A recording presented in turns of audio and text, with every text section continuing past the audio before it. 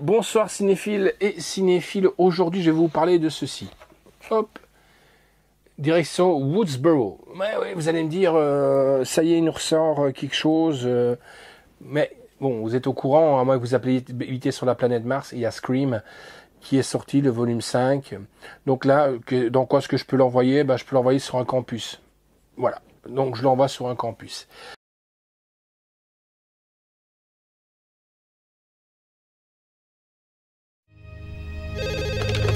Hello? Hello.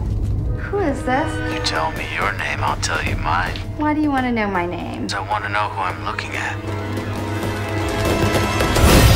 I am calling the police. They never make it in time. This is Gail Weathers with an exclusive. Authorities are baffled. Been warned by the killer. It all began with a scream over 911, like the plot of some scary movie. Hello, Sydney. Do you like scary movies? What's the point? They're all the same. Some stupid killer stalking some big-breasted girl who can't act, who's always running up the stairs when she should be going out the front door. It's insulting. There are certain rules that one must abide by in order to successfully survive a horror movie. Never, ever say, I'll be right back, because you won't be back. Get another beer, you want one? Yeah, sure. I'll be right back. Help me, somebody! Not scared, are you?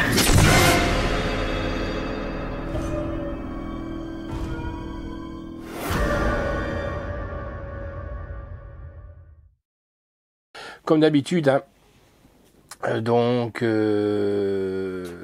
Vous connaissez un peu l'histoire de Scream, hein, avec Ghostface, le meurtrier en série, qui est en réalité inspiré, et ça on l'a appris dernièrement avec le slasher, d'une histoire vraie, avec quelques similitudes.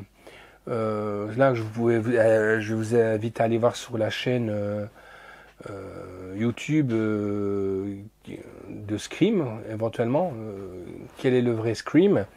Et c'est aussi, on va dire, les 10 premières minutes, un remake de Terreur sur la ligne. Voilà, vous vous souvenez, au début, on entend le téléphone sonner, la fille décroche 2-3 fois par insistance, et après on commence à jouer à un jeu, film d'horreur, patati patata, et on connaît la suite.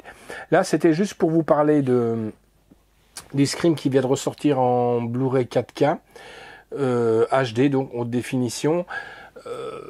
Que dire sur cette haute définition? Chapeau.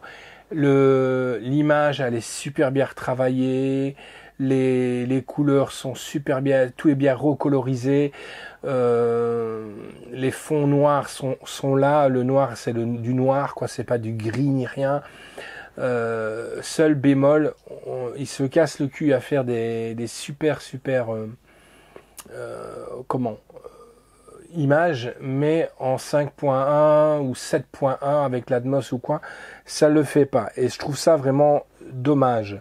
Surtout, voilà, un film d'horreur, on aime bien d'avoir quelque chose, même si c'est du slasher, qu'on connaît l'histoire, on aime bien aussi d'avoir les petites subtilités, les petits bruits qui est là. Et puis même en redécouvrant ce film plus de 25 ans après, on retrouve encore des similitudes avec clin d'œil que Wes Craven avait fait.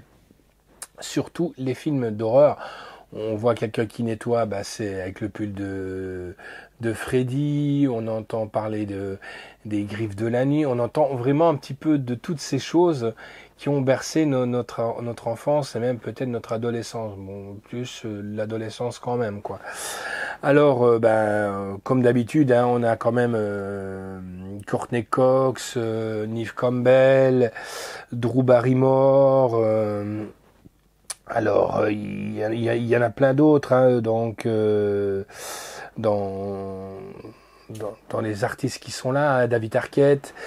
Et en supplément, on a le commentaire audio du réalisateur Wes Craven et du scénariste Kevin Williamson, qui lui a expliqué que justement, en regardant le documentaire sur les meurtres en série qu'il y avait eu en Floride, c'était inspiré, justement en regardant sa fenêtre ouverte, d'un personnage qui rentrait par la fenêtre, allait voir sa copine, et l'histoire a commencé à s'écrire, on va dire, toute seule. Et voilà, donc ça aboutit à Scream.